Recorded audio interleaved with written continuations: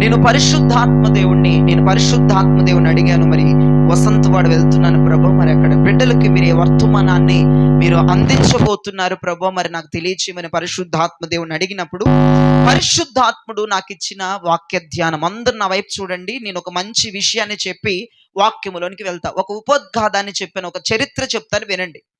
ఐగుప్తు నుంచి విడుదల చేయబడినటువంటి ఇజ్రాయేలు ప్రజలు నానా ప్రాంతములు ఆగుతూ, ఆ ప్రాంతములో బస చేస్తూ, గుడారాలు వేసుకుంటూ, మరలా వారి గుడారాలను పెరికి వేసుకుంటూ వారు వాగ్దాన దేశానికి వెళుతున్న క్రమం అది.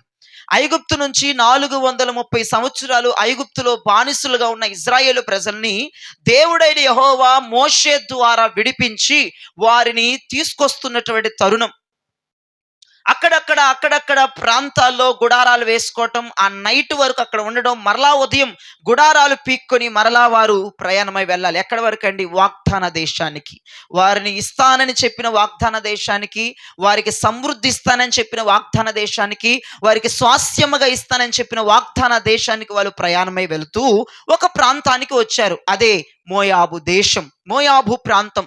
ఆ ప్రాంతంలో, ఆ ప్రాంతానికి కానీ ఆ దేశానికి, మోయాబు దేశానికి కావచ్చు, ఆ ప్రాంతానికి కావచ్చు, రాజు ఎవరంటే బాలాకు రాజు. ఆ ప్రాంతానికి, ఆ ఏరియాకి, ఆ దేశానికి ఆ బాలాకు రాజుగా ఉన్నాడు.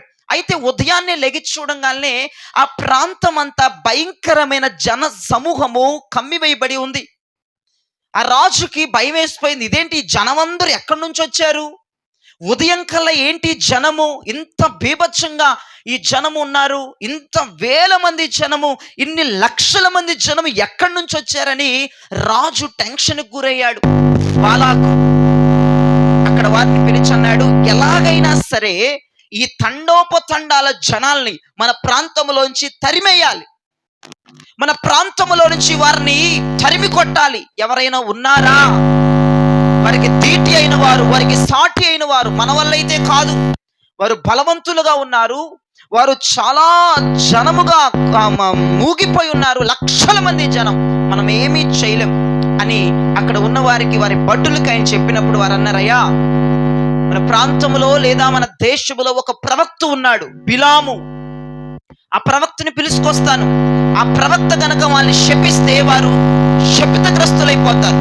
ఆ ప్రవక్త గనక వస్తే మనం వాళ్ళని ఇక్కడ నుంచి తరిమి కొట్టొచ్చు అని చెప్పారు ఆ బాలాకుకి ఆ భటులు. వెంటనే ఆ బాలాకు అన్నాడు, మీరు వెంటనే వెళ్ళండి అతని ఇంటికి, అతని వెంటనే తీసుకురండి, కొంత నగదు తీసుకెళ్ళండి, సొమ్ము తీసుకెళ్ళండి, తీసుకెళ్ళి ఆ సొమ్ము అతనికి ఇచ్చి అతన్ని తీసుకురండి అని చెప్పాడు రాజు. వీళ్ళు వెంటనే బిలాము దగ్గరికి, ప్రవక్త అయిన బిలాము దగ్గరికి, దైవజనుడైన బిలాము దగ్గరికి వెళ్ళి, అయ్యా, మిమ్మల్ని బాలాకు అనే రాజు రమ్మంటున్నాడు, ఇదిగో ఈ నగదు తీసుకొని, ఎక్కడో నుంచి జనమందరూ వచ్చి మా ప్రాంతాన్ని కమ్మేశారు, మా దేశం చుట్టూరు భయంకరమైన లక్షల జనమున్నారు, వాళ్ళని మీరు శపించాలంట, ఇదిగోండి ఈ డబ్బు తీసుకొని మీరు మాతో రండి అని చెప్పినప్పుడు ఆ బిలాము ప్రవక్త వారితో ఒక మాట చెప్పాడు, కాదు, నేను ప్రార్థన చేసుకొని మా దేవుణ్ణి అడిగి ఆయన వెళ్ళమంటే వస్తాను, లేదంటే లేదు అని చెప్పేసి గదిలోనికి వెళ్ళి ప్రార్థన చేయటం మొదలుపెట్టాడు. ప్రభు అన్నాడు, ఆ జనం ఎవరు, ఎందుకు వాళ్ళని ఇక్కడ ఉంచావు అంటే ప్రభు అన్నాడు, అయ్యా, బాలాకు రాజు నన్ను పిలిచాడంట, ఎక్కడి నుంచో లక్షల జనం వచ్చి ఆయన ప్రాంతాన్ని ఆక్రమించేసుకున్నారంట, ఇక్కడే ఉండిపోతారేమోనని భయపడిపోతున్నాడు రాజు, వాళ్ళని శపించటానికి, అక్కడి నుంచి వాళ్ళని తరిమి కొట్టడానికి నన్ను రమ్మన్నారు, ఇదిగో ఈ సొమ్మిచ్చాడు అనగానే ప్రభు అన్నాడు, బిలాము నువ్వు వెళ్ళొద్దు. ఆ ప్రజలు ఎవరో తెలుసా? ఆశీర్వదించబడిన ప్రజలు. దేవునికి స్తోత్రం చెప్పండి. వారు ఆశీర్వదించబడిన జనము గనుక నువ్వు వాళ్ళని శపించడానికి వీల్లేదు, నువ్వు ఆ మనుషులతో వెళ్ళడానికి వీల్లేదని చెప్పేశాడు దేవుడు బిలాముతో. అయితే ఓకే ప్రభా వెళ్ళను అని చెప్పేసి ఆ మనుషుల దగ్గరికి వెళ్ళాయా, మీరు వెళ్ళిపోండి, మా ప్రభు వద్దన్నాడు, వెళ్ళొద్దన్నాడు, మీరు వెళ్ళిపోండి మీ రాజు దగ్గరికి అనగానే ఆ సొమ్ము తీసుకుని వాళ్ళ రాజు దగ్గరికి వెళ్ళిపోయారు. చాలా జాగ్రత్తగా వినాలి. ఆ రాజు అన్నాడు, ఏడి ఆ ప్రవక్త ఏడంటే, అయ్యా రానని చెప్పేశాడయ్యా. మరలా రాజు పంపించాడు. ఈ సొమ్ము కాదు, అతనికి ఏది కావాలంటే అది ఇస్తాను, తీసుకురండి అతన్ని అని మళ్ళీ ఆర్డర్ వేసాడు. మళ్ళీ బిలాం దగ్గరికి వచ్చారు వీళ్ళు. బిలాం ప్రవక్త గారు, ఈ సొమ్ము కాదంట, ఈ కొంచెం సొమ్ము కాదంటయ్యా, నీకేది కావాలంటే అది ఇస్తాడంటయ్యా మా రాజు, మిమ్మల్ని రమ్మన్నారు అనగానే, అవునా, అయితే ఈ రాత్రికి మీరు ఇక్కడ ఉండండి, నేను ప్రభు దగ్గర విచారం చేస్తాను, ప్రభు వెళ్ళమంటే వస్తానని చెప్పేసి మరలా ప్రభుని అడుగుతున్నాడు. ప్రభువా వెళ్ళనా వద్దా, వెళ్ళమంటా వద్దంటావా, నాకు ఇంకా ఉన్నతమైనది ఇస్తారంట, నాకు ఏది కావాలంటే అది ఇస్తారంట, వెళ్ళమంటావా వద్దంటావా జనాల్ని శపించడానికని మళ్ళీ అడుగుతున్నాడు. ప్రభు కోపం వచ్చేసింది. ఒకసారి వెళ్ళొద్దన్నాడు కదా, వారు ఆశీర్వదించబడిన ప్రజలు అన్నాడు కదా, మరలా వెళ్ళి విసిగిస్తున్నాడు, దేవుడిని అడుగుతున్నాడు వెళ్ళా వద్దా, వెళ్ళా వద్దా అని చెప్పేసి. ప్రభు కోపం వచ్చి పోరా బాబు అని వదిలేశాడు. వాడు ప్రవక్తని, దైవజనుడు పోరా నాయనని విసుకొచ్చేసి, చెయ్యొద్దంది చేస్తున్నాడు గనక, చెప్పొద్దన్న మాట చెప్తున్నాడు గనక, వెళ్ళొద్దన్న చోటుకి వెళ్తానని ప్రార్థన చేస్తున్నాడు కనుక ప్రభు కోపం వచ్చేసి వదిలేసినట్టుగా వదిలేశాడు ప్రవక్తని. పోరా నాయనని వదిలేశాడు. వదిలేసిన తర్వాత నుంచి ఇప్పుడు వాక్యములకు వచ్చి చదువుదాం. వదిలేస్తే ఇతడు ఇక దేవుడి మాట పట్టించుకోవట్లా. ప్రభు వదిలేశాడు, పోరా నాయనా నీకు ఇష్టం వచ్చింది చేసుకోపో. ఆయన కోపం వచ్చేసింది.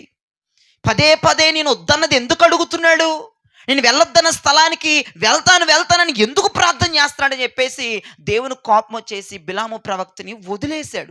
వదిలేస్తే అతను ఏం చేస్తున్నాడు ఒకసారి చూడు. సంఖ్యాకాండం 22వ అధ్యాయం 21 నుంచి ఆగకుండా స్పష్టంగా చదవండి. ఉదయమున బిలాము లేచి తన గాడిదకు గంత కట్టి మోయాబు అధికారులతో కూడా వెళ్ళెను. అతడు వెళ్ళుచుండగా దేవుని కోపము రగులుకొనెను. యెహోవా దూత అతనికి విరోధి అయి త్రోవలో నిలిచెను. అతడు తన గాడిదనెక్కి పోవుచుండగా అతని పనివారు ఇద్దరు అతనితో కూడా నుండిరి. యెహోవా దూత ఖడ్గము దూసి చేత పట్టుకొని త్రోవలో నిలిచి ఉండుట ఆ గాడిద చూచెను గనుక అది త్రోవను విడిచి పొలములోనికి పోయెను. బిలాము గాడిదను దారికి మలుపవలెనని దాని కొట్టగా యెహోవా దూత ఇరు ప్రక్కలను గోడల గల ద్రాక్ష తోట సందులో నిలిచెను. గాడిద యెహోవా దూతను చూచి కోపపడి బిలాము కాలును గోడకు అది మెను గనుక అతడు దాని మరలా కొట్టెను.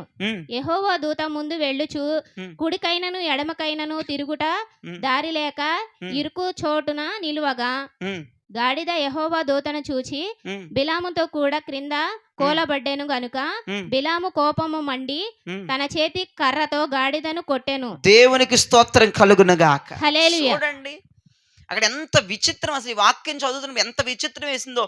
దేవుడు వెళ్ళొద్దు అన్నాడు, నువ్వు వెళ్ళమాకరా బిలాము, వాళ్ళు ఆశీర్వదించబడిన ప్రజలరా, వాళ్ళు నువ్వేం అనకూడదు, వాళ్ళు డబ్బిస్తాను అనగానే వెళ్ళి శపిచ్చేస్తావేంటని దేవుడు ఒక మాట చెప్పాడు. వినాలి కదా, వినకుండా ఆ డబ్బు కంటే ఇంకా ఎక్కువ ఇస్తారంట, నేను కోరింది ఇస్తారంట, అయ్యా వెళ్ళనా వద్దంటే దేవుడు కోపం వచ్చి వెళ్ళమన్నాడు. వెళ్ళిపో, నీ ఇష్టం వచ్చింది చేసుకోమన్నాడు.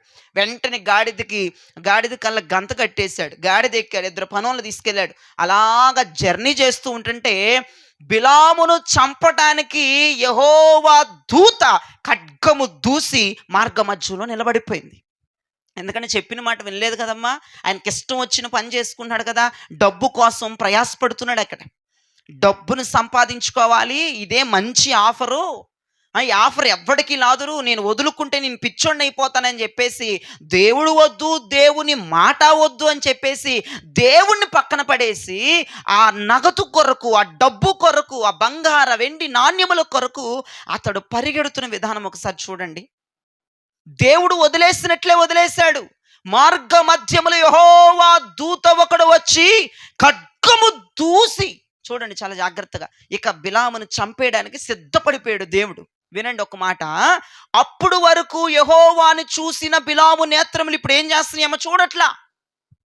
ఎదురు ఉన్న యెహోవా దూత బిలాముకి కనబడట్లేదు, గాడిద చూస్తుంది. అంటే దేవునికి బిలాముకి రిలేషన్ ఏమైపోయిందమ్మా, తెగిపోయింది. ఎప్పుడైతే బిలాము దేవుని మాట వినలేదో, నాకు ఇష్టం వచ్చింది చేసుకుంటానని ఆ రకంగా ప్రవర్తించాడో, దేవుడు బిలామును వదిలిపెట్టాడు. బిలాము దేవుణ్ణి ఇక చూడటం ఆ గుడ్డితనం కలిగిపోయింది కనులకి. దేవుడు ఎదురు ఉన్న యెహోవా దూత ఎదురు నిలబడిన ఖడ్గం పట్టుకొని బిలామును చంపటానికి దూత ఎదురు నిలబడిన బిలాము చూడలేకపోతున్నాడు. ఆఫ్టర్ ఆల్ గాడిద చూడగలుగుతుంది. దేవునికి స్తోత్రం కలుగునగా. గాడిద, నోరు లేని గాడిద ఆ దూతను చూచి మార్గం ఏం చేసిందంటమ్మా, యూటర్న్ తీసేసుకుంది, పొలాల్లోకి వెళ్ళిపోయిందంట. భయంకరమైన కోపం వచ్చేసింది బిలాంకి. ఏయ్, ఈ దారిలో వెళ్ళకుండా నువ్వు పొలాల్లో పడిపోతావని పెళ్ళునొక్కడ బీకాడు కర్రతో. దారి మలుపుతున్నాడు, ఇటుగా వెళ్ళు, ఇది ప్రయాణం ఈ పొలాల్లో బడి కాదు. వాడికి ఏమో అర్థం కావట్లే, గాడిద మీద కూర్చున్నాడికి, దీనికేమో నోరు లేదు చెప్దామంటే. రెండవసారి వెంటనే మరలా యెహోవా దూతను చూసి గాడిద ఏసి గోడకేసి కొట్టింది, కాళ్ళను పెట్టి అది వేసింది గోడకి. మళ్ళీ కొట్టాడు, మళ్ళీ కొట్టాడు, మళ్ళీ కొట్టాడు, మళ్ళీ లాగి ఒకటి బీకాడు. ఇతను కనబడట్లేదు కదా, యెహోవా దూత ఖడ్గం పట్టుకొని ఉంది. పాపం గాడిద కనపడుతుంది, ఇది ఇష్ట ప్రయత్నాలు చేస్తుంది. ఈ పైన ఉన్నోడేమో అర్థం కావట్లా, దాన్ని కొడతా ఉన్నాడు, దానికి ఏమో నోరు లేదు. ఇక మూడవసారి ఇక లాభం లేదని చెప్పేసి కుప్పగూలిపోయింది అంతే అతని మీద. అంటే ఎంత గాయాలు పాలైపోయింది చూడండి అమ్మా గాడిద. కుప్పగూలిపోయింది. వీడు మాటింటలేదు, వీడు ముందుకు వెళ్ళు, ముందుకు వెళ్ళు, ముందుకు వెళ్ళు అంటాడు. అక్కడ యెహోవా దూత ఖడ్గం పట్టుకొని ఉంది, దూసిన ఖడ్గం పట్టుకొని ఉంది. ఇప్పుడు గనక నేను ముందుకెళ్తే ఎవరు చచ్చిపోతారు? గాడిద చచ్చిపోద్ది. దేవునికి స్తోత్రం. అయ్యా, గాడిద చావదు. కత్తి ఇలా పట్టుకున్నాడు, గాడిద కింద ఉంది, పేక తెగేది బిలాముది, గాడిది కాదు. అర్థమైందా? బిలాము చచ్చిపోతాడు. ముందుకెళ్ళామనుకో బిలాము చచ్చిపోతాడు. అందుకే అది ముందుకెళ్ళట్లా. ఎలాగైనా బిలామును కాపాడాలని గాడిద ప్రయాస. బిలాము బ్రతుకుండాలి, ఈ ప్రవక్త కాపాడబడాలి, ఈ ప్రవక్త దీవించబడాలి, ఈ ప్రవక్తకి చావు తప్పిపోవాలనేమో గాడిద ప్రయత్నం చేస్తుంది. ఈడేం చేస్తున్నాడు? దాన్ని పద్దాలు కొడతా ఉన్నాడు. ఒక్కసారి అది మెంటలు వచ్చి ముందుకెళ్ళిపోతుంది, వీడు పీక తెగిపోయేది. దేవునికి స్తోత్రం. అది ముందుకెళ్ళట్లేదు. మరి యజమానుడు కదండి, కొన్ని సంవత్సరాలుగా దాన్ని పెంచి పోషిస్తున్నాడు. ఆ ప్రేమ దాని గుండెల్లో దాచుకునేది ముందుకెళ్ళట్లా. గాడిదకేమీ కాదు, వీడు కొడతన్నాడు, వీడు సావే నేను చూడాలని చెప్పేసి అది ముందుకెళ్ళిపోతే ఏమైనా ఉందో ప్రయోజనం? పీక తెగ అవతల పడిపోయేది బిలాంది. ఎలాగైనా నా యజమానుని నేను కాపాడుకోవాలన్న ప్లాన్ వేసిందండి గాడిద. కొడతే కొట్టాళ్లే, నా యజమానుడే కదా, తనే అర్థం చేసుకుంటాడు అనుకుంటుంది. కానీ ఈ పైన కూర్చున్నోడికి అర్థం కావట్లా, ముమ్మారు కొట్టాడు. అయితే ఇప్పుడు గాడిద ఏం చేస్తుందో చూడండి అమ్మా. మంచి మాట ఇది, 28వ వచనం చక్కగా చదవాలి. మైక్లో చదివితే దేవునికి స్తోత్రం. చదువు నాన్న. అప్పుడు యెహోవా ఆ గాడిదకు వాక్కునిచ్చెను గనుక అది నీవు నన్ను ముమ్మారు కొట్టితివి, నీవు నన్ను 3 సార్లు కొట్టావు యజమానుడా, నేను నిన్నేమి చేసినని బిలాముతో అనగా, ఏం చేశాను అంటుంది. నా వైపు చూడండి, అసలు ఎంత చక్కగా మాట్లాడుతుందో. వీడికన్నా బుర్ర ఉండాలిగా. గాడిద మాట్లాడడం వెంటనే వీడు ఆశ్చర్యపోవాలా పోవద్దా? ఆశ్చర్యపోవట్ల, గాడిదతో మాట్లాడుతున్నాడు. చూడండి 29లో, బిలాము నీవు నా మీద తిరుగుబడితివి. చూసారండి, గాడిదతో మాట్లాడుతున్నాడు. అదేంటి గాడిద మాట్లాడడం ఏంటి? ఏ గాడిద నువ్వు మాట్లాడుతున్నావేంటని బెత్తరపోక బొంబేలెత్తిపోక ఈడు గాడితో మాట్లాడుతున్నాడు. 29లో, బిలాము నీవు నా మీద తిరగబడితివి, నా చేతిలో ఖడ్గమున్న ఎడల నిన్ను చంపియుందునని గాడితో అనెను. గాడితో మాట్లాడుతున్నాడు ఒక గాడిద. దానికన్నా చక్కగా బుర్రుండి యజమానుని కాపాడాలని అది ప్రయత్నాలు చేస్తుంది. వీడికి బుర్ర చెడిపోయింది, బుర్ర పోయింది. వీడికి బిలాముకి బుర్ర పోయి గాడితో మాట్లాడుతున్నాడు. అక్కడ ఆశ్చర్యపోవాలి, ఇదేంటి గాడిద మాట్లాడుతున్నాడు, వింతగా ఉందేంటి అని అనుకోక, నువ్వెందుకు నా మీద తిరగబడ్డావు, అందుకే నేను కొట్టాను అంటున్నాడు. ఇంకో విషయం చెప్పనావో గాడిద, నా చేతిలో కర్ర ఉంది కాబట్టి సరిపోయింది, ఖడ్గం ఉందంటే చంపేదని అంటున్నాడు. దాంతో కర్ర ఉంది కాబట్టి కొట్టా, అదే ఖడ్గం ఉందనుకో ఇప్పుడు ముక్కలు ముక్కలు నరికేది నిన్ను అన్నాడు. అయితే గాడిద ఒక చక్కని మాట బిలాముతో అంటుందండి. ఇదే ఈ రోజున మొట్టమొదటి మాట. గాడిద నేనే చదువుతానండి. బిలాముతో ఒక మాట అంటుంది, 30వ వచనం, చాలా జాగ్రత్తగా వినండి. అందుకు గాడిద, నేను నీ దాననైనది మొదలుకొని నేటి వరకు నీవు ఎక్కుచూ వచ్చిన నీ గాడిదను కానా అని మాట్లాడిందండి. ఈడంటాడు, నువ్వు నాకు తిరగబడ్డావు కాబట్టి నేను నిన్ను కొట్టా, నా చేతిలో ఇంక నువ్వు సంతోషించు, కర్రే ఉంది, ఖడ్గం ఉంటే నిన్ను చంపేసేవాడిని అని అన్నాడు బిలాము. వెంటనే అది బిలాముతో అంటుంది గాడిద. అందుకు గాడిద, నేను నీ దానినైనది మొదలుకొని నేటి వరకు నీవు ఎక్కుచూ వచ్చిన గాడిదని నేను కానా? అంగట్లో ఉన్నప్పుడు, సంతలో ఉన్నప్పుడు నన్ను కొనుక్కున్నావే, ఆ రోజు నుంచి ఈ రోజు వరకు నేను నీ దాన్నే కదా. ఎవడో ఒక యజమానుడి దగ్గర కట్టబడి ఉంటే నన్ను డబ్బులు ఇచ్చిన కట్లు విప్పి నన్ను కొనుక్కున్నావే, ఆ రోజు నుంచి ఈ రోజు వరకు నేను నీ దాన్ని గానా? ఎంత చక్కగా మాట్లాడిందో యజమానుడితో. ఈ రోజున మీరు అనుకోవచ్చు అక్కడ గాడిద గురించి దేవుడు మాట్లాడుతున్నాడని. కాదు కాదు, మన గురించే ప్రభు మాట్లాడుతున్నాడు. యేసు ప్రభువును తెలుసుకున్న కాడి నుంచి, బాప్తిజం పొందిన దగ్గర నుంచి, మందిరానికి వెళ్ళటం మొదలైన దగ్గర నుంచి, ఆ రోజు నుంచి ఈ రోజు వరకు నువ్వు ప్రభు దానిగానే బ్రతుకుతున్నావా? రక్షణ తీసుకున్న తొలిటి రోజు నుంచి కావచ్చు, మందిరానికి వెళ్ళిన తొలిటి రోజు నుంచి కావచ్చు, వాక్యముని విన్న స్టార్టింగ్ రోజు నుంచి ఈ రోజు వరకు నువ్వు ప్రభు గాడిదలాగే బ్రతుకుతున్నావా? మొదటి మాట ప్రభునితో మాట్లాడుతున్నాడు ఈ రాత్రి. ఆ గాడిద చాలా మనోవేదంతో మాట్లాడుతుంది. అయ్యా, పాపములోంచి విడిపించిన కాడి నుంచి, నేను అంగట్లో ఉన్నప్పుడు, సంతలో ఉన్నప్పుడు, అన్ని గాడిదల్లో నన్ను నువ్వు ఎన్నుకున్నావు, నన్ను నువ్వు ఏర్పరచుకున్నావు. కట్ల చేత కట్టబడి ఉన్నప్పుడు నన్ను విడిపించి డబ్బిచ్చి కొనుక్కొని నీ వశం చేసుకున్నావు, నీ దాసుని చేసుకున్నావు, నీ దాసుని చేసుకున్నావు, నీ గాడిదని చేసుకున్నావు. ఆ రోజు నుంచి మొదలుకొని ఈ రోజు వరకు నేను నీ దాన్నేగా. ఈ సాక్ష్యం నీ దగ్గర ఉందా? మనం అలా బ్రతుకుతున్నామా? ఆ గాడిద ఎలా బ్రతుకుతుందో తెలుసా? దాన్ని కట్ల నుంచి విప్పిన దగ్గర నుండి అంట, ఈ బిలాము ఆ గాడిదను కొనుక్కున్న రోజు నుంచి నేటి వరకు ఇది బిలాము గాడిదగా బ్రతికిందంట. దేవునికి స్తోత్రం కలుగునగాక. ఎంతమంది ఇక్కడ ఉన్న వాళ్ళు రక్షణ పొందారు? చేయి చూపించండి అమ్మా. దేవునికి స్తోత్రం. రక్షణ పొందారమ్మా. మీరు రక్షణ పొందారు అంటే అర్థం ఏంటమ్మా? లోకములో నుంచి మీరు విడిపించబడ్డారమ్మా, పాపములో నుంచి మీరు విడిపించబడ్డారమ్మా, లోక దందాల్లోంచి మీరు విడిపించబడ్డారు. ఆ రోజు నుంచి ఈ రోజు వరకు నమ్మకంగా ప్రభువులో ఉన్నారా? ఆలోచించి ఒకసారి. ఆ రోజు ఏ పాపాన్ని విడిచిపెట్టానన్నావో, ఏ లోకాన్ని విడిచిపెట్టానన్నావో, ఏ చూదాన్ని విడిచిపెట్టానన్నావో, ఏ పనికిమాల పనులు విడిచిపెట్టాను.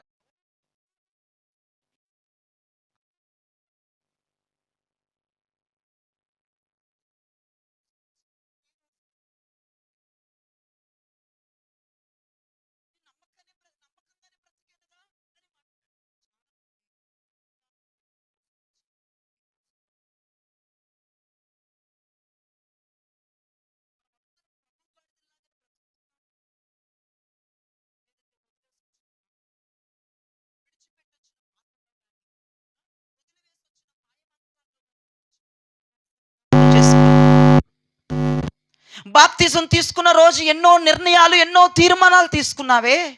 ఆ రోజున ప్రభు గాడిదివి, కానీ ఈ రోజు కూడా అలానే ఉన్నావా? ఆలోచించేయి ఒక్కసారి. నీ మైండ్కు పని పెట్టి రాత్రి ఏదో వాక్యం వింటాం కాదు, ఒకసారి ఆలోచించు. ఆ రోజు నుంచి ఈ రోజు వరకు నేను ఒకేలాగున్నానా? నా బిహేవియర్లో ఏమైనా తేడా కనపడిందా? నా పద్ధతులు ఏమైనా తేడా వచ్చేసిందా? నా ఆలోచనలు ఏమైనా తేడా వచ్చేసిందా? నా నడకలో ఏమైనా తేడా వచ్చేసిందా? ఆ రోజు లోకములో నుంచి నా ప్రభు నన్ను విడిపించాడు, పాపములోంచి నా ప్రభు నన్ను విడిపించాడు. ఆయన సంఘములో నిలబెట్టాడు, ఉపదేశాన్ని ఇచ్చాడు, దేవుని ప్రేమ నా మీద కుమ్మరించాడు. నా గాయాలైతే నా గాయాల్ని కడిగాడు, నన్ను శిఖరం మీద నిలబెట్టాడు, నన్ను ఆశీర్వదించాడు. ఈరోజు నువ్వు అలానే ఉన్నావా? నువ్వు నా ప్రభు గాడిదలాగే ఉన్నావా? నమ్మకంగా ప్రభు కొరకు బ్రతుకుతున్నావా? ఆలోచించేయండి. మొదట్లో నువ్వు ఎలా ఉన్నావు, ఇప్పుడు ఎలాగైపోయింది పరిస్థితి? కొంచెం కూడా సిగ్గేయట్లేదు మన జీవితాన్ని చూసుకుంటే. ఎందుకు ప్రభువా, మందిరానికి వెళ్తున్నాం, వాక్యం చదువుతున్నాం, వాక్యం వింటున్నాం, కానీ ప్రయోజనం లేదు. నీ దానిలాగా బ్రతకలేకపోతున్నా, నీ వాళ్ళలాగా బ్రతకలేకపోతున్నా. నిజంగా ఈ వాక్యం చదువుతున్న నాకు చాలా ఆశ్చర్యం అనిపించింది. ప్రభా, ఆ గాడిద పలికిన మాట నా జీవితంలో ఉండాలయ్యా.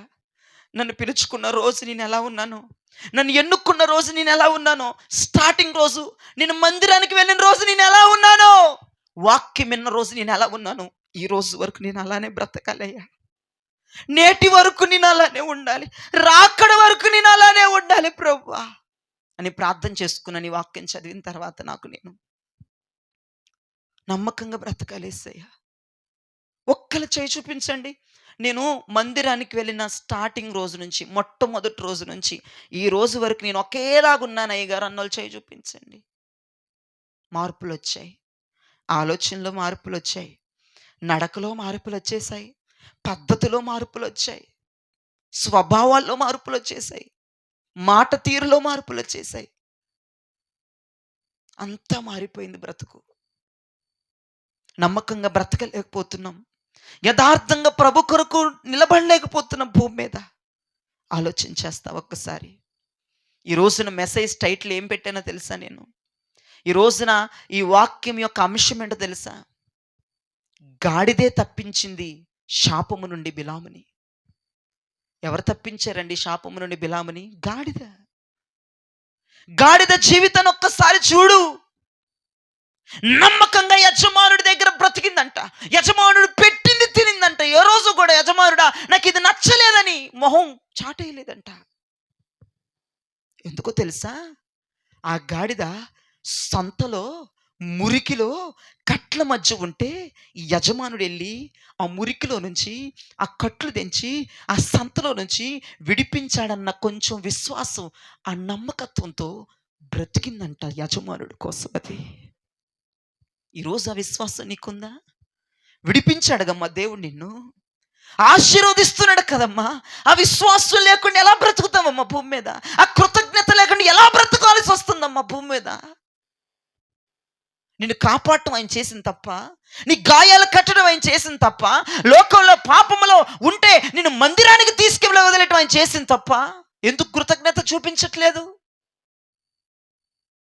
ఆలోచించేస్తావా? ఆ గాడిదలాగా నీ జీవితాన్ని మార్చుకుంటావా? దాని స్వభావాన్ని పట్టుకుంటావా? తన యజమానుడు దాన్ని డబ్బులిచ్చి కొనుక్కున్న రోజు నుంచి ఈ రోజు వరకు దాని పద్ధతి మారలేదంట. ఆమెను చెప్పండి. బా, నాకు ఎంత నచ్చిందో అసలు ఈ మాట. ఆ గాడిద మాట్లాడుతుంటే ఎంత బాగుందో. అందుకు గాడిద, నేను నీ దాననైనది మొదలుకొని ఈ రోజు వరకు నీవు ఎక్కుచూ వచ్చిన నీ గాడిదను కానా, నేను నీ సొంతమైంది మొదలుకొని ఈ రోజు వరకు నీ దాన్ని కానా? మొదటి మాటతో నా దేవుడు నీతో మాట్లాడుతున్నాడు. మార్చుకుందామమ్మా స్వభావాలు. నువ్వు మందిరానికి అడుగు పెట్టిన రోజు ఎలా ఉన్నావు? అక్కడ ఏ ఆలోచన వచ్చింది? వాక్యం వింటున్నప్పుడు నీ మనస్సులో ఏ పశ్చాత్తాపం వచ్చింది? అది ఈ రోజు ఉందా? ఆ కన్నీరు ఈ రోజు ఉందా? ఆ దుఃఖం ఈ రోజు ఉందా? ఆ మారు మనసు ఈ రోజు దాకా ఉందా? వదిలేసావు సగంలో, విడిచిపెట్టేసావు సగంలోనే. ఏదో వెళ్తున్నావు, ఏదో వస్తున్నావు, ఏదో వింటున్నావు, ఏదో వస్తున్నావు, అంతేగాని నీ బతుకు పూర్తిగా మారిపోయింది.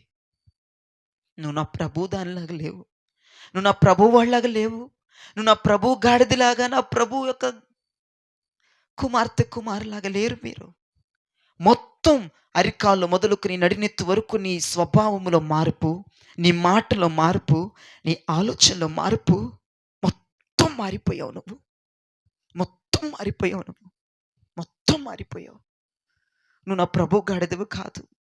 ఒక్క మాట చెప్తున్నాను వినండి, ఒక్క మాట చెప్తున్నాను వినండి. బిలామును కాపాడింది ఆ గాడిద. ఆమేన్ చెప్పండి. బిలాము చావకుండా బిలాముని బ్రతికించింది ఆ గాడిద. ఎందుకు బ్రతికించింది తెలుసా? గాడిదలో ఉన్న మొట్టమొదటి స్వభావం ఏంటో తెలుసా? అది స్టార్టింగ్లో ఎలా ఉందో ఇప్పుడు అలానే ఉంది. అది మొదట్లో ఎలా ఉందో ఇప్పుడు అలానే ఉంది.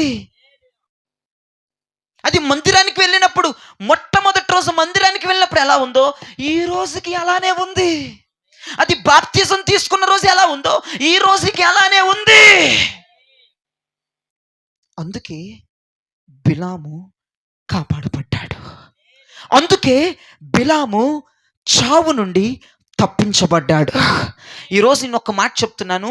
నీవు గనక ఈ రాత్రి పశ్చాత్తాపపడి యేసయ్యా, యేసయ్యా, నిజమే అయ్యగారు చెప్తున్న స్వభావం నాలో లేదు. మొట్టమొదట నేను నీకు ఇచ్చిన మాట ఇప్పుడు నా దగ్గర లేదు. మొట్టమొదట ఇలా నీ కొరకు బ్రతుకుతానయ్యా అని తీర్మానం తీసుకున్న తీర్మానం ఈరోజు నా దగ్గర లేదు. అయ్యా, మొట్టమొదట మందిరంలో అడుగుపెట్టానే, ఏ తీర్మానంతో అడుగుపెట్టానో ఈరోజు ఆ తీర్మానం నాకు లేదు. అయ్యా, నేను ఈ పాపాన్ని వదిలిపెడతాను, ఈ లోకాన్ని విడిచిపెడతానని మొట్టమొదటి మారు మనసు పొంది బాప్తిజం పొందిన రోజు ఆ మారు మనసు ఈరోజు నాకు లేదు. ఈరోజు నేను మరలా ఒక తీర్మానం తీసుకుంటానయ్యా, నేను నీ గాడిదలా మారిపోతానయ్యా, నేను నీ దానిని అయిపోతానయ్యా. ఒక్క ముక్కలో నేను చెప్పాలంటే, నీవు నా ప్రభువు కుమార్తెగా, నా ప్రభువు కుమారుడిగా బ్రతకగలిగితే, నా ప్రభువు గాడిదగా బ్రతకగలిగితే, శాపము నీ కుటుంబంలో నుంచి వెళ్ళిపోబోతుంది, మరణము నీ కుటుంబం నుంచి దాటి వెళ్ళిపోబోతుంది. హల్లెలూయా. శాపము నీ కుటుంబంలో ఉండదు, దారిద్ర్యం నీ కుటుంబంలో ఉండదు, అసమాధానం నీ కుటుంబంలో ఉండదు, అశాంతి నీ కుటుంబంలో ఉండదు. ఎప్పుడుండదో చెప్పనా, నీవు నా ప్రభువు దానమైపోవాలి. అర్థమైందా? నీవు నా ప్రభువు దానమైపోవాలి. ఆ గాడిదంది, నీవు నన్ను నీ దానినైన రోజు మొదలుకొని నేటి వరకు నేను నీ దానిగా బ్రతుకుతున్నాను. బిలాం ప్రవక్త, ఇష్టం వచ్చినట్టు మాట్లాడమాకు. నువ్వు ఏ రోజైనా నువ్వు పెట్టిన కూడొద్దానా? ఏ రోజైనా నువ్వు ఇక్కడ కట్టేస్తే అక్కడే ఉంటున్నాను కదా, నీకు వ్యతిరేకంగా నేను లేను కదా, నీ కింద తలదించుకొని ఉన్నాను కదా, నువ్వెందుకు ఇలా మాట్లాడుతున్నావని గాడిద బిలాముతో మాట్లాడుతుంది. ఎంత నమ్మకమైన గాడిదండి. అన్ని గాడిదలు ఇలా ఉంటాయో లేదో నాకు తెలియదు, కానీ ఎంత నమ్మకంగా యజమానుడి దగ్గర ఒదిగి ఉందండి అది. బిలాము గారు డబ్బులు ఇచ్చి కొనుక్కున్న దగ్గర నుంచి ఏ రోజు కూడా దాంట్లో మార్పు లేదంట. యజమానుడు రాగానే పరిగెత్తుకుంటూ వెళ్ళి కౌగిట్లోకి వెళ్ళిపోద్దంట. రోజు చంపలు నుమిరిద్దంట. అతని చేతుల క్రింద అణిగిమణిగి జీవిస్తుందంట. అడుగుతుంది యజమానుణ్ణి, నా క్యారెక్టర్లో మార్పు వచ్చిందా? నువ్వు చెప్పగలవా మాట? ఆ దమ్ము నీలో ఉందా? బాప్తిజం తీసుకున్న రోజు నుంచి ఈ రోజు వరకు నీ క్యారెక్టర్లో మార్పు రాలేదా? నీ పద్ధతిలో మార్పు రాలేదా? నీ మాటలో మార్పు రాలేదు? ఈ గాడిద లాంటి వాళ్ళు రగాలండి ఈరోజు. అసలు ఈ గాడిదను చూసి బుద్ధి తెచ్చుకోవాలండి మనం ఈరోజు. అంటుంది బిలాముతో, నా క్యారెక్టర్ మారిందా? నా పద్ధతి ఏమైనా మారిందా? ఆ రోజు నుంచి ఈ రోజు వరకు చెప్పు అని అడుగుతుందండి యజమానుని ముఖం పట్టుకొని. ఎంత దమ్ముండాలండి అడగటానికి మాట, ఎంత గట్స్ ఉండాలండి. అది ఎంత నమ్మకంగా బ్రతికిందండి దేవుని దగ్గర, ఆ యజమానుడి దగ్గర. ఈరోజు దేవుడు అదే కోరుకుంటున్నాడు నీలో నాలో. దమ్ము ధైర్యం ఉండాలి మనం ఈ మాట మాట్లాడడానికి. యేసయ్యా, నువ్వు నన్ను రక్షించింది మొదలుకొని, నా కొరకు ప్రాణం పెట్టింది మొదలుకొని, నా కొరకు రక్తం కార్చింది మొదలుకొని, నేను బాప్తిజం తీసుకున్న మొదలుకొని ఈ రోజు వరకు నా క్యారెక్టర్లో మార్పు ఉందా అన్న దేవుడిని అడగగలవా? దేవుడి ముందుకెళ్ళి ఎవ్వరూ అడగలేరు ఇక్కడ కూర్చున్న వాళ్ళు. ఎందుకంటే సతిగలు పడిపోయాం బిలాములాగా, పాపిష్టోళం అయిపోయాం. తీసుకున్న తీర్మానాలు ఏమైపోయినాయో, ఇచ్చిన వాగ్దానాలు ఏమైపోయినాయో, నువ్వు చేసుకున్న మొక్కుబళ్ళు ఏమైపోయినాయో, నువ్వు మందిరానికి ఎందుకు వెళ్తున్నావో, ఎందుకు వాక్యం వింటావో, ఏం చేస్తావో నీకే అర్థం అవ్వట్లేదు అసలు. ఆలోచించాయి. ఎలా పోయిద్దండి శాపం నీ కుటుంబంలో నుంచి? ప్రార్థన చేస్తూ ఉంటావు, ప్రభా ఈ శాపాన్ని తీసేయ్యా, ప్రభా ఈ కీడు తొలగించయ్యా, ఈ ప్రమాదాన్ని తొలగించయ్యా. ఎలా పోతుంది అనుకుంటున్నావు? రావలసిన శాపం ఎలానో వచ్చేస్తుంది, రావలసిన కీడు ఎలానో వచ్చేస్తుంది. ఆ శాపం తొలగిపోవాలంటే, ఆ కీడు తొలగిపోవాలంటే ఆ గాడిదలాగా మనం బ్రతకాలి. దేవునికి స్తోత్రం కలుగునుగాక. నేను ఒకటే చెప్తున్నానండి, బిలాము ఎవరో తెలుసా? ప్రవక్త. బిలాము ఎవరో తెలుసా? దేవునితో రోజు మాట్లాడేవాడు బిలాము, మామూలోడు కాదు బిలాము. అటువంటి బిలాము ఇప్పుడు చనిపోతున్న స్థితిలోనికి వచ్చేసాడు. దేవుడే చంపాలనుకున్నాడు బిలాముని. గాడిద అడ్డుపడిపోయింది. నా యజమానుని చంపొద్దయ్యా. గాడిద లేకపోతే బిలాం ఎప్పుడో చచ్చేవాడు. పైపెచ్చి గాడిదని దంతున్నాడు, ముమ్మారు కొట్టాడు, పలా బాధేశాడు కర్ర పెట్టేసి. గుడ్డి కళ్ళు అయిపోయినాయి బిలాముకి. కనపడట్లా దేవుడు కనపడట్లా. ముందు దూసిన ఖడ్గం పట్టుకొని నిలబడిన దూత కనపడట్లా బిలాముకి. ఈ రోజున ఇక్కడ కూర్చున్న ప్రతి ఒక్కరూ మనం ప్రభు గాడిదలుగా మారిపోదుముగాక. మనమందరం ప్రభు వాళ్ళగా మారిపోదుముగాక. యథార్థత, నమ్మకత్వం, దేవుని పట్ల కాపాడుకో. నీ పద్ధతిలో మార్పు రావద్దు, నీ మాట తీరులో మార్పు రావద్దు, నీ నడకలో మార్పు రావద్దు, నీ ఆలోచనలో మార్పు రావద్దు. మార్పు లేని వారిగా, మార్పు చెందని వారిగా, నమ్మకమైన వారిగా ప్రభు కొరకు బ్రతకండి. శాపములో నుంచి నీ కుటుంబం బయటకు వచ్చేస్తుంది. కీడు నుంచి నీ కుటుంబం తప్పించబడుతుంది. ప్రమాదాల నుంచి నీ కుటుంబం తప్పించబడుతుంది. ఆలోచన చెయ్యండి. శాపము నీ కుటుంబం నుంచి వెళ్ళిపోవాలంటే, కీడు నీ కుటుంబంలో మీద నుంచి కొట్టివేయబడాలంటే, నీ కుటుంబం దీవించబడాలి, నీ కుటుంబం ఆశీర్వదించబడాలి, నీ కుటుంబం అభిషేకించబడాలి దేవుని చేత అంటే గనక నమ్మకంగా నా ప్రభు కొరకు బ్రతకాలి. భూమి మీద యథార్థత నా ప్రభుకును చూపిస్తూ బ్రతకాలి. నమ్మకమైన దాసులుగా, నమ్మకమైన దాసురాలుగా, నా ప్రభు గాడిదలుగా, ఆయనను మోసేవారిగా మనం బ్రతికితే ఖచ్చితంగా శాపానికి మన కుటుంబంలో తావు ఉండదు. ప్రియదైవచనం, కీడుకి మన కుటుంబంలో తావు ఉండదు. ప్రియదైవచనం, మన కుటుంబము ఆశీర్వదించబడుతుంది. చేతులెత్తి గట్టిగా హల్లెలూయా చెప్పండి. హల్లెలూయా, హల్లెలూయా. మొదటి మాట, బిలాము కాపాడబడటానికి, బిలాము చావకుండా ఉండడానికి మొదటి రీజన్ ఏంటంటే, గాడిద మాట్లాడిన మాటలోనే ఉంది. మొదటి రీజన్ ఏంటంటే, నీ దాననైనది మొదలుకొని నేటి వరకు నేను నీ దానినే కదా. ఆ ఒక్క మాటతో బిలాము చావు నుండి బయటకు వచ్చేసాడు. దేవునికి స్తోత్రం కలుగునుగాక. చావవలసిన బిలాము గాడిద ఉన్న నమ్మకత్వాన్ని బట్టి, యజమానుడికి లోబడిన విధానాన్ని బట్టి యజమానుడిని కాపాడుకోగలిగింది గాడిద. ఈ రోజున నీ భర్తను నువ్వు కాపాడుకోవాలి. ఆమెన్ చెప్పండి. నీ బిడ్డల్ని నువ్వు కాపాడుకోవాలి. నీ అయిన వారిని నువ్వు కాపాడుకోవాలి. నీ ప్రాంతాన్ని నువ్వు కాపాడుకోవాలి. నీ కుటుంబాన్ని నువ్వు కాపాడుకోవాలి. నీ భార్యను నువ్వు కాపాడుకోవాలి. నీ బిడ్డలను కాపాడుకోవాలి అంటే నీవు నా ప్రభువు దానిగానే బ్రతకాలి. నీవు నా ప్రభువు మనస్సు కలిగి బ్రతకాలి. నువ్వు నా ప్రభువు గాడిదవైపోవాలి. నీ పద్ధతిలో మార్పు ఉండొద్దు, నీ మాట తీరులో మార్పు ఉండొద్దు, నీ చూపులో మార్పు ఉండొద్దు, నీ వినికిడిలో మార్పు ఉండొద్దు, నీ స్వభావంలో మార్పు ఉండొద్దు. అలా ఉండు, నీ ప్రాంతం కాపాడబడిద్ది నీ ద్వారా. అలా బ్రతుకు, నీ కుటుంబం కాపాడబడిద్ది నీ ద్వారా. అలా బ్రతుకు, నీ బిడ్డలు కాపాడబడతారు నీ ద్వారా. అలా బ్రతుకు, నీ చేతి పనులు ఆశీర్వదించబడతాయి నీ ద్వారా. అలా బ్రతకండి. రెండవది, బిలాము చావు నుండి తప్పించబడటానికి రెండవ రీజన్ ఏంటో చూడండి. గాడిద రెండవ రీజన్ కూడా చూపిస్తుంది చూడండి ఒకసారి. దాని కిందే ఉంది చూడండి, దాని పక్కన ఉంది చూడండి, చదవండి ఒక మాట. అది చదవండి. నేనెప్పుడైనా నీకిట్లు చేయుట కద్దా, నీకిట్లు చేశానా అని బిలాముతో అనగా అతడు లేదనెను. దేవునికి చేతులెత్తి స్తోత్రం చెప్పండి. అయ్యా వినండి, రెండో మాట వినండి. అయ్యా, నీ దానిని ఏదైనా మొదలుకొని ఈ రోజు వరకు గనక నిన్ను ఎక్కించుకొని ఎప్పుడైనా పడేసానా, ఎప్పుడైనా గోడ గుద్దానా, ఎప్పటికైనా నా త్రోవ, నువ్వు చూపించిన త్రోవ నుంచి నేను పక్కకి వెళ్ళిపోయినా లేదు కదా అని ఇదంట్లా ఆయన చెప్తున్నాడు చూడండి.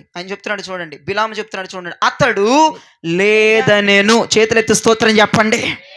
ఈ గాడిద యజమానుడు అంటుంది, నేను ఎప్పుడైనా ఇలా చేశానా? ఈ యజమానుడు అంటాడు, లేదే. దేవునికి స్తోత్రం. యజమానుడు గాడిదకి ఎంత మంచి సాక్ష్యం ఇచ్చాడో చూడండి. అక్కడ ఎప్పుడు నువ్వు ఇలా చేయలేదే, నువ్వు చాలా మంచిదానమ్మా, నువ్వు ఎప్పుడు ఇలా చేయలేదు అంటున్నాడు చూడండి. గాడిదకి మంచి సాక్ష్యం ఉంది యజమానుడి దగ్గర. ఎంత మంచి సాక్ష్యం సంపాదించుకుందంటే, నువ్వు ఎప్పుడు ఇలా చేయలేదు అన్నాడు యజమానుడు. దేవునికి స్తోత్రం చెప్పండి. లేదనేను. నీకుందా సాక్ష్యం దేవుని దగ్గర? దేవుడే నీ తరపున సాక్ష్యం చెప్పాలంటే ఏం సాక్ష్యం చెప్తాడు? ఒకవేళ దేవుడే నోరు తెరిచి మన గురించి మాట్లాడాలంటే ఏం మాట్లాడతాడు? దేవుడు బైబిల్ గ్రంథంలో ఒకడు అన్నాడు, నేను కోరుకున్నవాడు ఇతడే. దావీదు గారిని చూసి దేవుడు మాట మాట్లాడాడు. పౌలు గారిని, అపోస్తలుడైన పౌలు గారిని చూసి అంటాడు, నేను కోరుకున్న సాధనం నా పనిముట్టితుడు అంటాడు పౌలు గారిని చూసి. మోషే గారిని చూసి అంటాడు, నా ఇల్లంతటిలో నమ్మకమైన వాడితడు అంటాడు మోషే గారిని చూసి. బా. యోబు గారిని చూసి అంటాడు, నా యథార్థమైన సేవకుడు అంటాడు. ఎంత గొప్ప సాక్ష్యాలు చూడండి. దానియేలును చూసి బహుప్రియుడు అంటాడు. ఈ సాక్ష్యాలు గనక ఒకవేళ దేవుడు నోరు తెరిచి మన గురించి మాట్లాడేయాలంటే ఏం మాట్లాడతాడు? ఏమైనా ఉందా నీకు సాక్ష్యం దేవుని దగ్గర? సాక్ష్యం సంపాదించుకోవాలండి. క్రైస్తవులముగా బ్రతకడం కాదు, ఏదో ఒక ముద్ర వేసుకొని నేను క్రైస్తవురాల్ని, క్రైస్తవుడిని అని ఒక ముద్రను వేసుకొని జీవించడం కాదు. సాక్ష్యం ఉందా? దేవుని దగ్గర మంచి సాక్ష్యం సంపాదించుకున్నావా? ఈ రోజుల్లో అన్నీ సంపాదించుకోవడానికి ప్రయత్నం చేస్తున్నారు, కానీ జనాలు సాక్ష్యం సంపాదించుకోవడానికి ఏమో ప్రయత్నాలు చేయలేకపోతున్నారు. డబ్బు సంపాదించడానికి కాయా కష్టం చేసుకుంటున్నారు. పొద్దున వెళితే రాత్రికి ఎప్పుడో తేలుతున్నారు కుటుంబాలకి, గృహాలకి.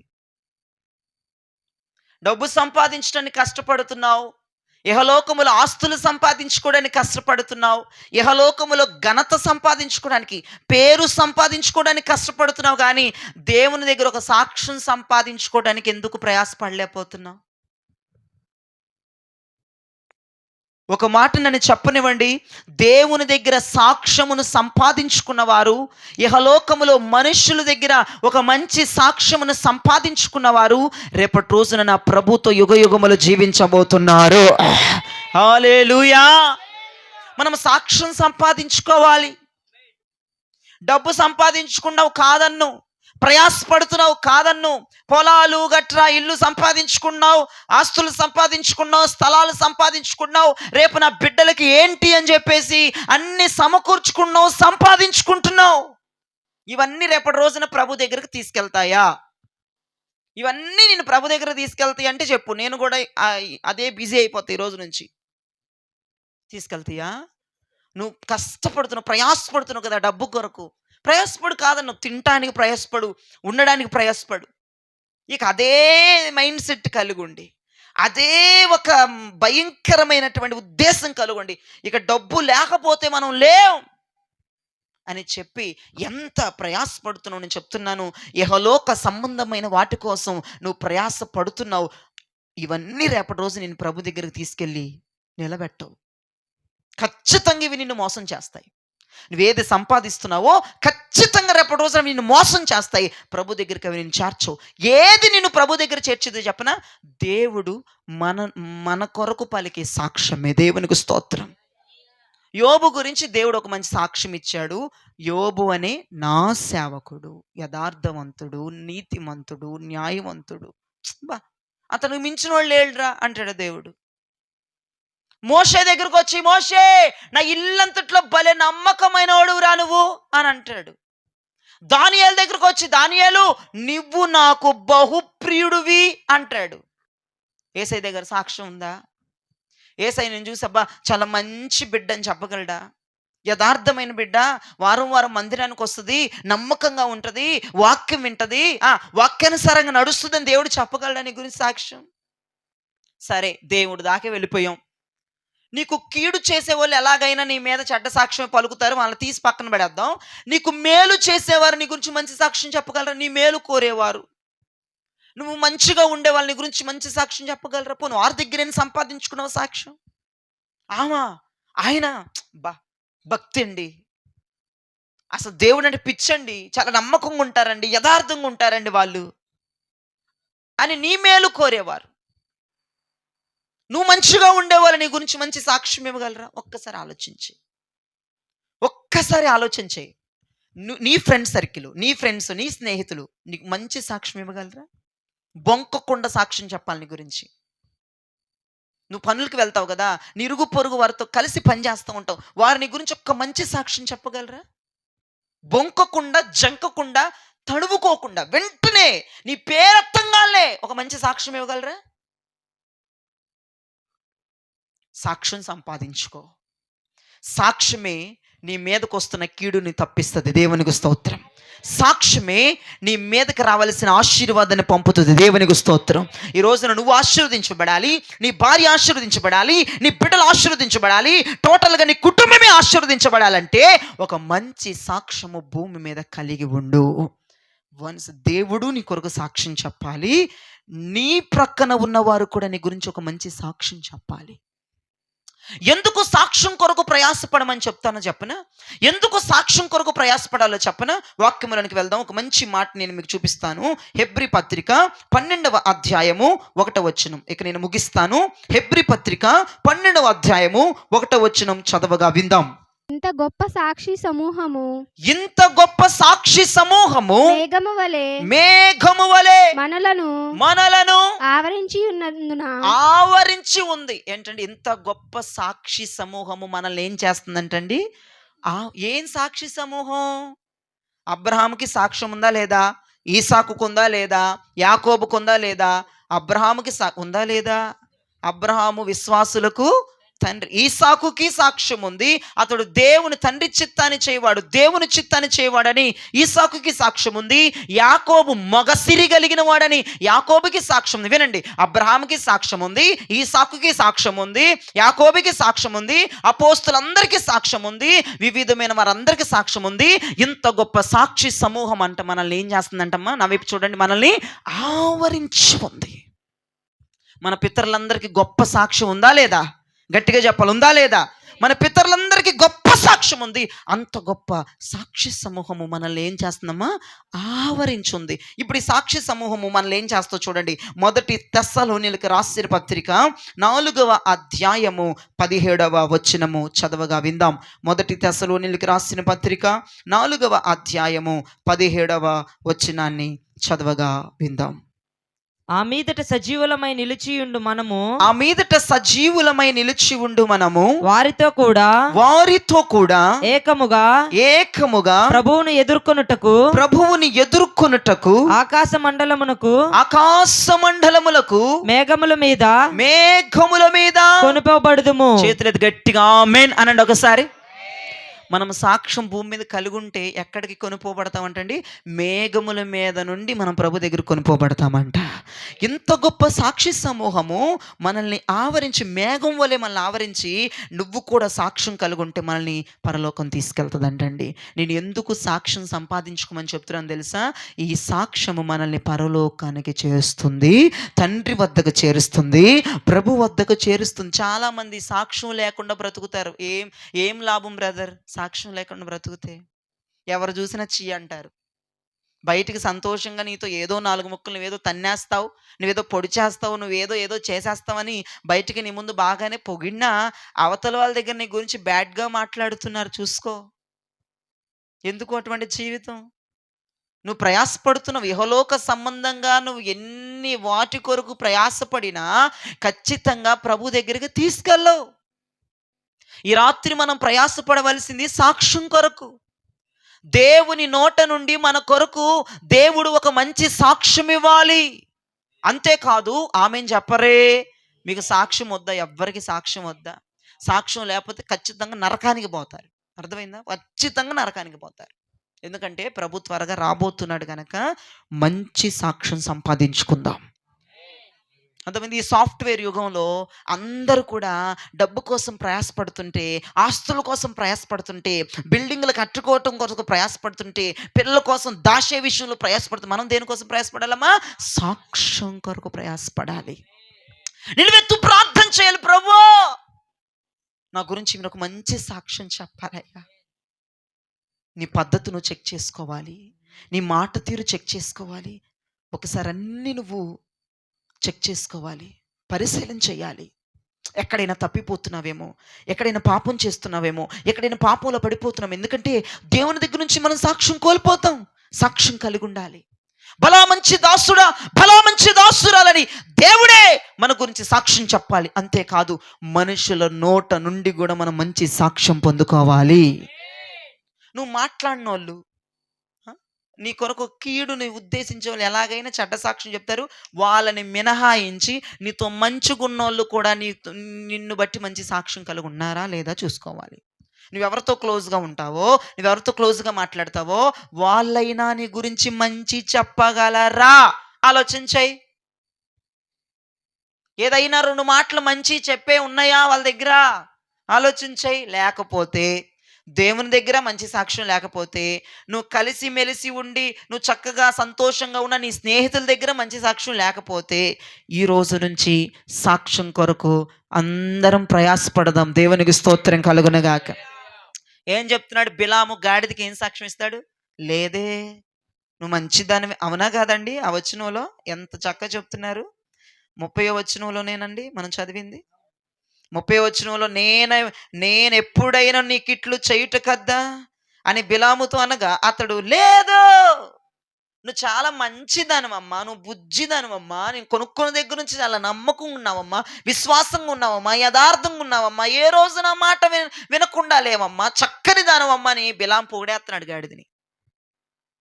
యేసు ప్రభు మన గురించి ఒక మంచి సాక్ష్యం చెప్పాలి. వీళ్ళు చాలా యథార్థవంతులే, యేసుప్రభు అనాలి. మంచి నమ్మకస్తులండి వాళ్ళు. వారం వారం మందిరం మానరండి. దైవజనుడు చెప్పిన మాట ఏ రోజు కూడా వాళ్ళు పంగనామాలు పెట్టరండి. చక్కగా ఉంటారు, మందిరానికి వస్తారు, వాక్యం వింటారు, అలానే బ్రతుకుతారని దేవుడు మనల్ని చూసిన వెంటనే సాక్ష్యం చెప్పేయాలి. ఆమేన్ చెప్పండి. ఇప్పుడు దాని కొరకు మనం ఏం చేయాలి? ప్రయాసపడాలి. తుచ్చమైన, నీచమైన, చెదరిపోయేటువంటి, నిలబడలేనటువంటి వారి కొరకు ఇన్ని సంవత్సరాలు ప్రయాసపడ్డావు, ఏమీ లాభం ఉండదు. ఇప్పుడు నేను అంటాను, నీ సాక్ష్యమే నేను పరలోకానికి తీసుకువెళుతుంది. ఇక్కడ మనం చదివాం తెస్సలోనికి రాసిన పత్రికలో, ఈ సాక్ష్య సమూహం అంతా ఒక మేఘములాగా మారి మనల్ని దాని మీద ఎక్కించుకొని మన పరలోకానికి తీసుకువెళ్తుందంట. నీకు సాక్ష్యం ఉంటేనే నువ్వు పరలోకం వెళ్తావు. మంచి సాక్ష్యం ఉంటేనే ప్రభు దగ్గరికి వెళ్తావు. మంచి సాక్ష్యం ఉంటేనే పెండ్లి కుమారుని ఎదుర్కోగలం. మంచి సాక్ష్యం ఉంటేనే ఆ పరలోకపు విందులో నీవు నేను నిలబడగలం. ఎవరు చూసినా ఇది పనికి మాలిందండి, వీడు పనికి మాలాడు, వీళ్ళ పద్ధతి మంచిది కాదు, వెనక నుండి గోతులు తవ్వుతారు, ముందు బాగానే ఉంటారు కానీ అన్న సాక్ష్యాలు కనుక వినపడ్డాయే అనుకో, ఖచ్చితంగా నీ జీవితం ఏమవుతుందంటే ప్రభువుని రేపటి రోజున ఎదుర్కోవడానికి ఇబ్బంది పడిపోతావు. ఆలోచించేద్దాం. మొదటిదిగా నీవు నా ప్రభువు దానిగా బ్రతకాలి, నా ప్రభువు ఓడిగా బ్రతకాలి. అది మొదటిది. రెండవదిగా ప్రభువు నోట నుండి, నీవు కలిసిమెలిసి ఉంటున్న వారి నోట నుండి ఒక మంచి సాక్ష్యమును మనము పొందుకోవాలి. అప్పుడు కీడు ఏమైపోద్దమ్మా? తొలగిపోద్ది. శాపం ఏమైపోద్దమ్మా? తొలగిపోద్ది. ఆశీర్వాదం మన కుటుంబాల మీదకి వస్తుంది. శుభప్రదమైన దీవెన మన కుటుంబాల మీదకి వస్తుంది. ఆలోచన చెయ్యి. కీడు తొలగిపోవాలన్నా, శాపము తొలగిపోవాలన్నా దేవుని వద్ద నుంచి వస్తున్న కీడు, దేవుని వద్ద నుంచి వస్తున్న శాపం తొలగిపోవాలంటే గాడిదలాగా మనం బ్రతకాలి. ఎలా బ్రతకాలమ్మా? గాడిదలాగా బ్రతకాలి. గాడిదకి అంత మంచి ఆనుముత్యాలు లాంటి లక్షణాలు ఉన్నాయి. ఆ లక్షణాలు మనం కలిగి ఉందుముగాక. ఇక మూడవది చెప్పి నేను ముగిస్తాను. సంఖ్యాకాండం 22వ అధ్యాయము 31 నుంచి చదవండి. అంతలో యెహోవా బిలాము కన్నులు తెరచును గనుక దూసిన ఖడ్గము చేత పట్టుకొని త్రోవలో నిలిచి ఉన్న యెహోవా దూతను అతడు చూచి తల వంచి సాష్టాంగ నమస్కారము చేయగా, యెహోవా దూత, ఈ ముమ్మారు నీ గాడిదను నీవెలా కొట్టితివి? చూడండి, యెహోవా దూత అంటున్నాడు, బిలాము కళ్ళు తెరిచేశాడు దేవుడు. వీడు మూర్ఖత్వం ఎక్కువైపోతుంది, గాడిద చంపేస్తాడేమో కర్రతో బాధేసి అని చెప్పేసి కళ్ళు తెరిచేస్తే వెంటనే దూసిన కత్తి చేతిలో పట్టుకున్న దూతం చూసి భయపడిపోయి బొనికిపోయి మొత్తం కర్ర పక్కన పడేసి మొత్తం కిందకు వచ్చేసి సాష్టాంగ నమస్కారాలు పెట్టేస్తున్నాడు పెద్ద భక్తిపరువులాగా. అప్పుడు దాకా చూసింది దూతంతా భక్తిపరువులాగా స్తోత్రం చెప్పేస్తున్నాడు, చేతులు ఊపేస్తున్నాడు, ప్రభా నన్ను క్షమించాయి, నన్ను మన్నించాయి అంటే ఆ దూత మాట్లాడుతున్నాడు, నువ్వు ఎందుకు గాడిదను కొట్టావు? దేవునికి స్తోత్రం చెప్పరే.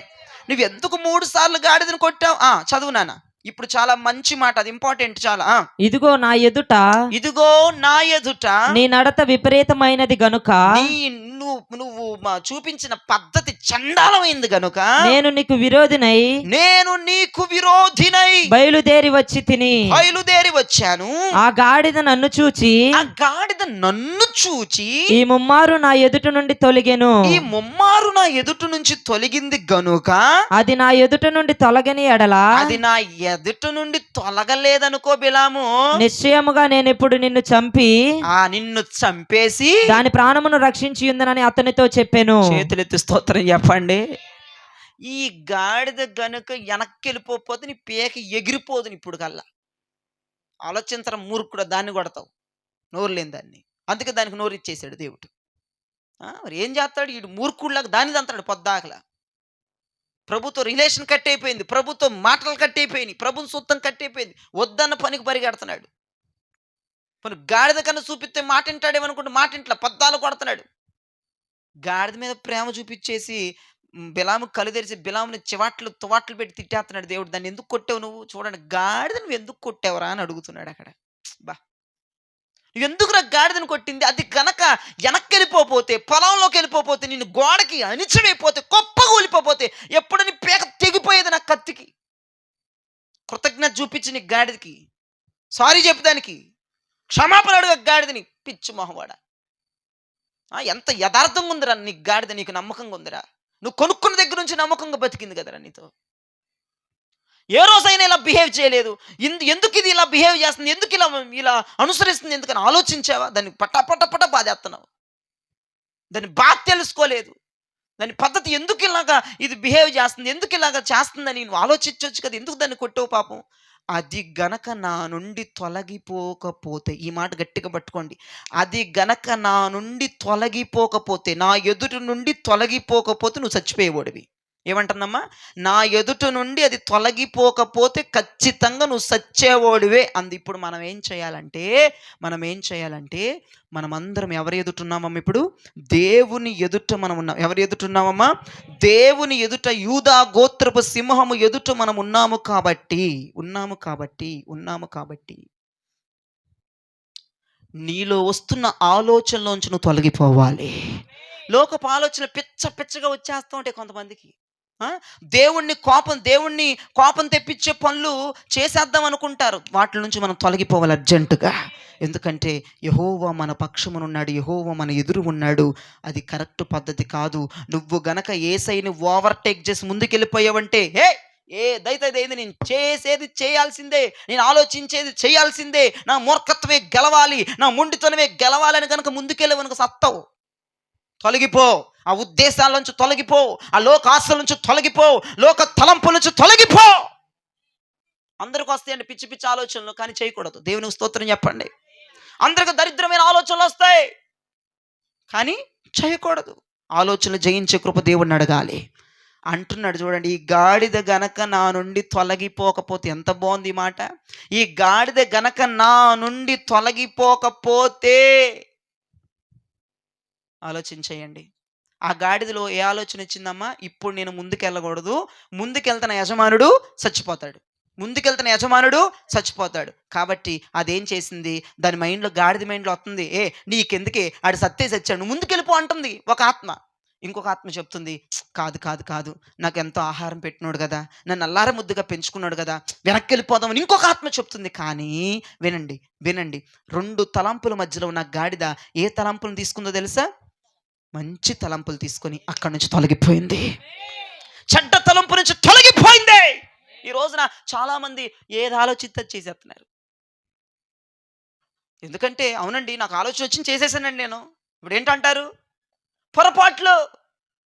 ఏదనుకుంటే చేసేయడం, ఎక్కడికి వెళ్ళిపోవాలనుకుంటే అక్కడికి వెళ్ళిపోవడం, బలాదురుగా నీ ఇష్టమేక. నీ మనసుకు వచ్చిన ఆలోచన, నీ హృదయానికి వచ్చిన ఆలోచన చేసేసుకుంటూ వెళ్ళిపో. బతుకుతావు అనుకుంటున్నావా? దేవుడు చూడ్డనుకుంటున్నావా? ఎప్పుడు చేసేస్తాడు. ఇప్పుడు ఏదో బాగానే ఉంటున్నావు, అన్నీ నా ఇష్టం వచ్చి చేసేసుకుంటున్నావు, నా తలంపులు నెరవేరిపోతున్నాయి, నా మాట నెరవేరిపోతుంది, నా ఆలోచన నెరవేరిపోతుంది, నేను చేసేసుకుంటాను, దుమారం రేపేస్తాను, నా ఆలోచనలే నెరవేరాలి, నా మాటే జరగాలి, నా మాటే చేస్తాను అని కొంతమంది భయంకరమైన దురాత్మలు పట్టిన వాళ్ళు ఆలోచిస్తూ ఉంటారు. నేను చెప్తున్నాను నాన్న, నీ జీవితం కొంతకాలం బాగానే ఉంటుంది, తర్వాత దూసిన కత్తి చేతును పట్టుకున్న దూతగడి చంపేస్తాడు. జ్ఞాపకం చేసుకో, ఆలోచన చేయి. మంచిది కాదు. నీ ఆలోచన నెరవేర్చుకోవటం, నీ పద్ధతి నెరవేర్చుకోవటం, నీ స్వాభావిక ఆలోచన అది నెరవేరటం మంచిది కాదు. నీకు చెడ్డ తలంపు వచ్చిందనుకో, యేసయ్యా ఈ తలంపు నుంచి ఇప్పుడు నేనేమైపోవాలి? తొలగిపోవాలి. ఏంటో నా మనసు అక్కడికి వెళ్ళమంటుంది, అక్కడికి వెళ్ళకూడదు. నీ వాక్యం చెప్తుంది ఇప్పుడు ఈ మనసు నాది తొలగిపోవాలి. గాడిద మంచి తలంపు తీసుకుంది. ఒక తలంపేమో వెళ్ళిపోవే, నీకెందుకు ఈ పాపిస్తుడు సత్తే చచ్చాడు పోవే అంటుంది ఒకటి. ఇంకొక తలంపు అంటుంది, వద్దమ్మా ఆయన ప్రేమ, నీ మీద కూర్చున్నాడు ప్రేమ ఒకసారి ఆలోచించమ్మా. అన్నం పెట్టినా కూడు పెట్టినందుకు నువ్వు కృతజ్ఞత చూపించి, కొడితే కొట్టాడులేవే తొలగిపోవే అని ఇంకొక ఆలోచన, మంచి ఆలోచన తీసుకుందండి.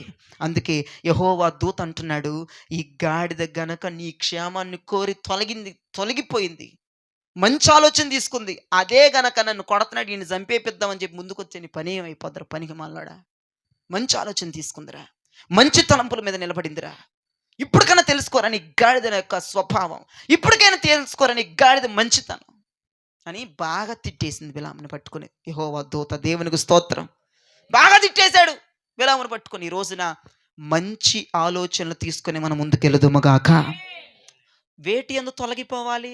చెడు ఆలోచనలు యందు తొలగిపోవాలి, చెడు స్వభావాల నుంచి తొలగిపోవాలి, చెడు ప్రదేశాల నుంచి తొలగిపోవాలి, చెడు కార్యక్రమాల నుంచి తొలగిపోవాలి. అర్థం? తొలగిపోకపోతే ఏమైపోద్ది? మొండం మీద తలకాయి, దేవునికి స్తోత్రం, ఉండదు. ప్రైజ్ ది లార్డ్ చెప్పండి, హల్లెలూయా. తొలగిపోలేదంటే దోతగాడు పట్టుకున్నాడు ఖడ్గం, నీ ఇష్టం, నీ ఇష్టం. కాళ్ళన్నా నరికేస్తాడు, తలన్నా లేపేస్తాడు, ఏదోటి జరిగిపోద్ది. ఇవన్నీ జరగకముందే దయచేసి 2 తలంపులు మనకి, ప్రతి మనిషికి 2 తలంపులు వస్తాయి. ఇది చేయమంటది, ఇది చెయ్యొద్దంటది. చెయ్యొద్దన్న మాటే పట్టుకో.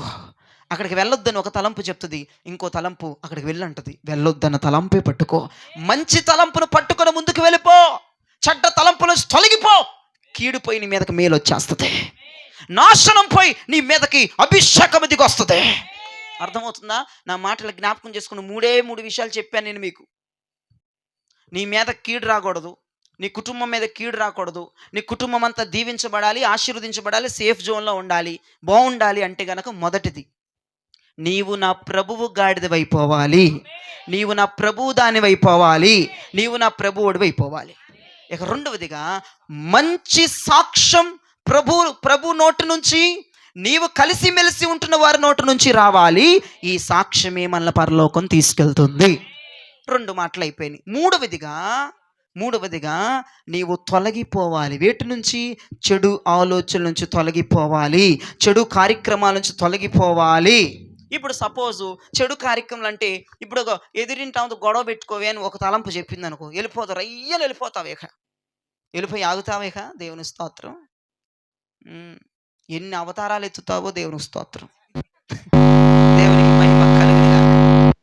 ఇంకొక అమ్మ, ఎందుకే బాబా వారం చర్చికి వెళ్తున్నావు, వీధిలో పరువు పోద్ది, పాస్టర్ గారు పరువు పోద్ది, పోతే పోయింది ఆడు కాబట్టి ఇంకో చర్చి. దేవుని స్తోత్రం. 100 చర్చిలు ఉన్నాయి నీకు, దేవుని స్తోత్రం, ఒకటే పరలోకం. 100 చర్చిలు ఉన్నాయి మనకు, ఒకటే పరలోకం. 100 పరలోకాలు చేసుకోగలవా?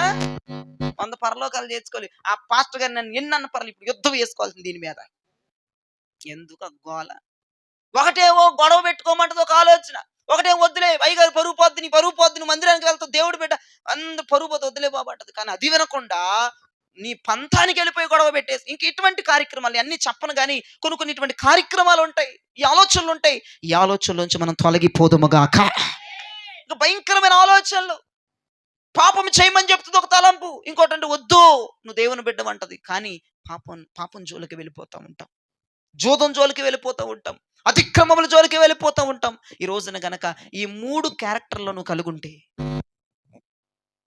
ఒకవేళ గాడిద కలిగి లేనిటువంటి విధానములో గనుక నువ్వు ఉంటే, 1 నువ్వు ప్రభు బిడ్డవు కాకపోయి ఉంటే, 2 ప్రభు దగ్గర ఇరుగు పొరుగు వారి దగ్గర మంచి సాక్ష్యం నీకు లేకపోయి ఉంటే, 3 చెడు ఆలోచనల నుంచి తొలగిపోకుండా నీ ఇష్టానుసారంగా దూసుకొని వెళ్ళిపోతూ ఉంటే, పశ్చాత్తాపపడి మారు మనసు పొందు. బిలాముని ఎవరు కాపాడ్డారు? ఇప్పుడు చేతులెత్తి చెప్పండి గట్టిగా, ఎవరు కాపాడ్డాడు బిలాముని? ఈ రోజున నువ్వు నీ కుటుంబాన్ని కాపాడుకోవాలి, నువ్వే నీ బిడ్డల్ని కాపాడుకోవాలి, నువ్వు నీ సమాజాన్ని కాపాడాలి, నువ్వే నీ భర్తని కాపాడాలి. రాబోతున్న ఉగ్రత నీ కుటుంబం మీదకి రాకుండా, రాబోతున్న శాపం నీ జీవితాల మీదకి రాకుండా మనము కాపాడే వ్యక్తులుగా మారిపోవాలి. ఇప్పుడు కాపాడే వ్యక్తులు ఏ లక్షణాలు కలిగి ఉంటారమ్మా? 3 లక్షణాలు కలిగి ఉంటారు. ప్రభువు దాని వైపోయి, ప్రభువు వాడి వైపోయి బ్రతకాలి. వాళ్ళే కుటుంబాల్ని కాపాడుకోగలరు. ఇక రెండవది, ఒక చక్కని సాక్ష్యము కలిగి ఉండాలి. ఈ సాక్ష్యమే పరలోకం తీసుకెళ్తుందని ఒక చక్కని సాక్ష్యం కలిగి ఉండాలి. వాళ్ళే వారి కుటుంబాలు కాపాడుకోగలరు. ఇక మూడవదిగా, చెడు తలంపుల నుంచి తొలగిపోవాలి. ఏది చెయ్యమని చెడు నీకు చెప్తుందో, తలంపు చెప్తుందో అది మానివేయాలి. అప్పుడే మన కుటుంబాలను మనము కాపాడుకోగలము. దేవునికి స్తోత్రం. మాకు అర్థమైంది అయ్యగారు అన్నోళ్ళు 2 చేతులు ఎత్తి గట్టిగా ఆమేన్ అనండి. ఏమర్థమైంది చెప్పు బుల్లె, చెప్పమ్మా, ఏమర్థమైంది? గాడిదలాగా ఉండాలా, గాడిదలాగా ఉండకూడదా? ఉండాలి. ఉండకూడదా? అమ్మో స్తోత్రం. ఉండాలా, ఉండకూడదా? ఉండాలి.